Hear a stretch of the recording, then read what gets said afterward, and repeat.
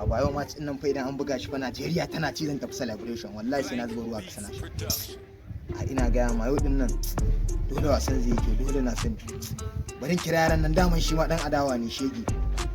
hello Mula TV ya ne ka san yau ne matsin mu fa wallahi yau da Najeriya da Argentina fa yau ka san matsin mai zafi ne yau fa ina ga ma ai ana cin kwallon nan zan fada masa in tawanka ina ga ma tsafin celebration ina ga ma kai Allah ina ga ma magai yau da kaina zan kai ta Islamiya da kaina zan kai ta Islamiya ba za ta kai ma ba ka gwamnati ka zauna a layi kai ta buga ball kai da su Sama'ila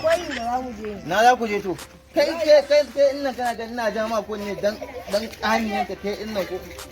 ka kiyaye ni fa waya ka bane kai ma ka san rannan fara muka je din rannan din menene ya faru to wannan da suka ma duka kai ne ba ka jin magana ka je Islamiya ba ka je ba ka ga maje ku je ku ta buga kwallo haka nan ma karin ƙara ganin ka a filin bol share Islamiya ni kai ga wa share Islamiya ne ba ta kawai duba ta saboda ka ga zan iska kai baba waya ga gani ma ila boy Lila boy. Dan yes boss na gode yaro hold on yaro. Kuma magana Islamiya kana ga Lila boy wannan raman man. Dari yake sha fa dan. kai ga haba. Jo wancan yaro yayi lakin dina kana wani ce mai wani wai abushe nake to abushen nake sai me. To wallahi kan bare sa ndena ba sai kuma me a.